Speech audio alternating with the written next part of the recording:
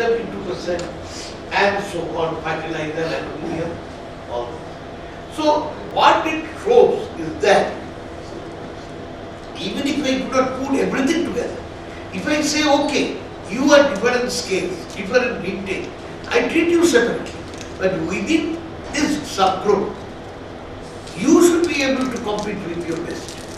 I'm not even saying the best, I'm saying top 25% average, top 50% average, or top most categories. How much you can say?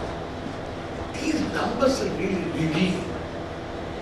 Unless the data is spurious, I cannot do anything about that. But it is,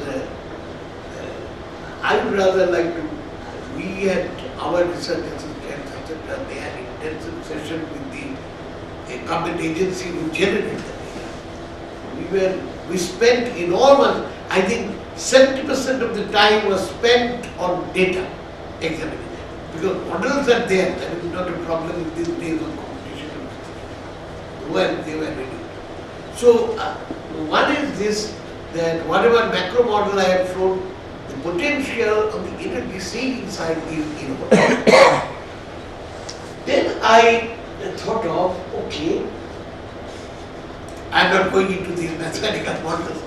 We did some econometric models, these are quite sophisticated, to find out, okay, let us see how the behavior of these industries. We took these about 8 industries which, there is the Prime Minister's mission of energy conservation. They are listed. The Union Cabinet has listed 8, and PM has said that, well, there should be special mission to conserve energy in these areas. It is really those numbers which I showed, that they are all the listed industries of PM's mission.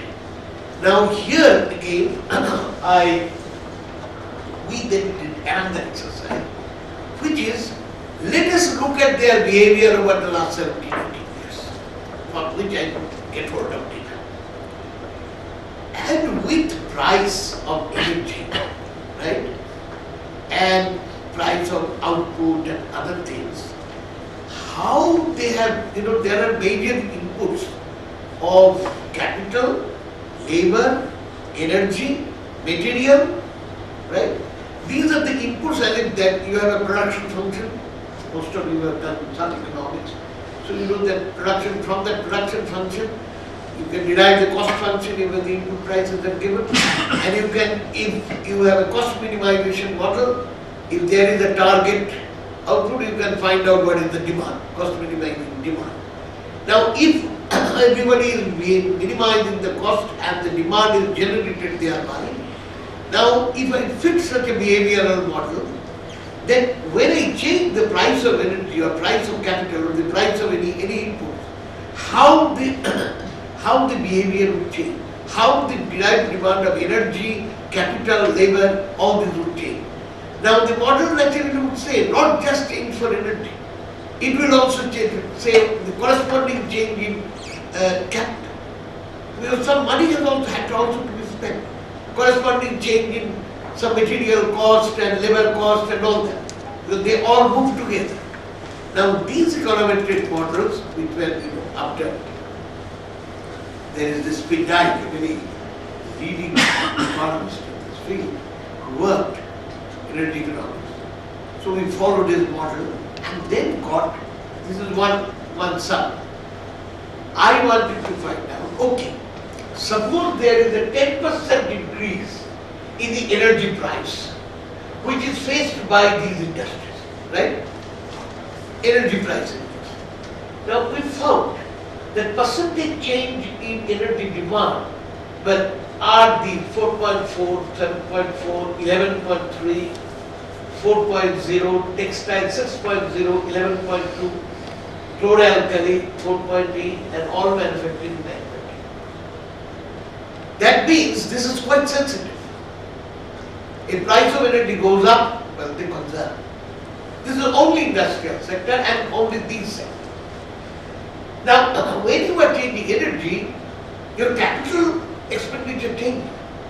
Capital requirement also changes. So this is the real capital, the percentage change in the capital requirement. Labor requirement, material requirement, how they are changing. More important is the capital requirement, because we often say, oh, this is very costly, it will require huge investment. What is interesting from the behavior, that there are some sectors where even the capital requirement goes down, like cement, like iron and steel, like textile and all manufacturing overall. Whereas for the others, yes, it is going up. So when energy demand goes down, the capital requirement goes up. But there are a number of industries and the overall manufacturing sector, we got the result that capital and energy, they are complementary. It's not that necessarily Can you clarify a something huge on this expense table? on the capital. Can I clarify something on this table? You say what would be, for a 10% increase in price, Energy price. energy price, and you have given what is the impact on change in energy demand, Capital requirement. change in capital requirement, etc.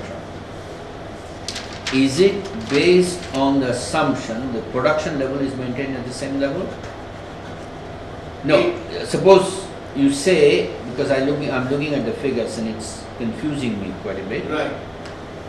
You say the cement, in the cement sector, the percentage change in energy demand, it will reduce by 4.4%, 4.43. Maintaining the same production level.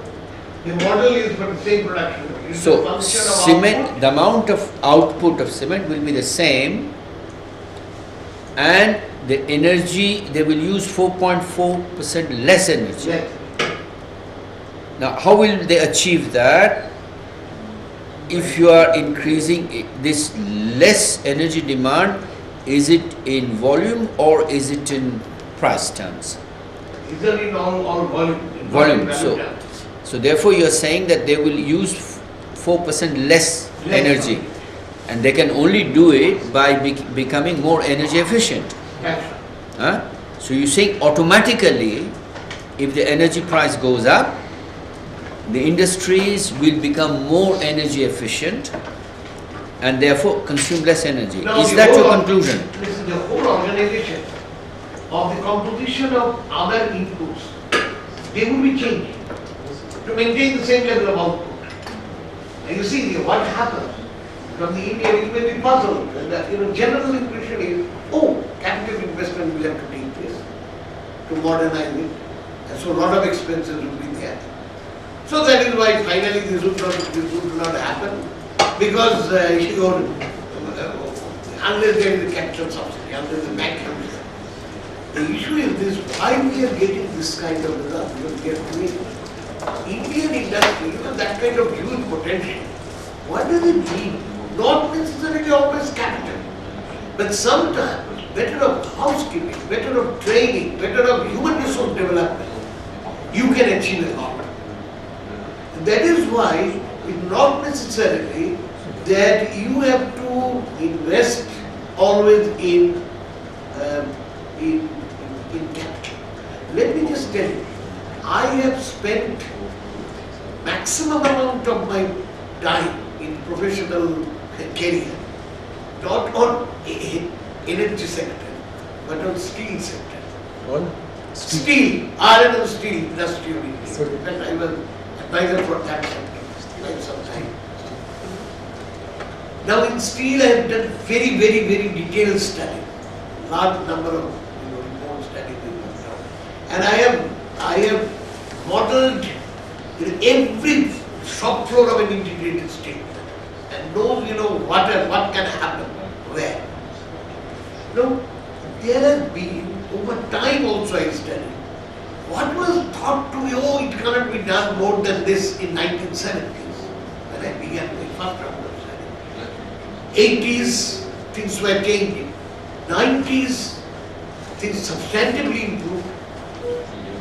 True that there was some modernization, but a large amount of that I found that can be imputed to just human resource development. No, but if I look at your results, Results are saying that in You know, some industry, we can draw a very general conclusion.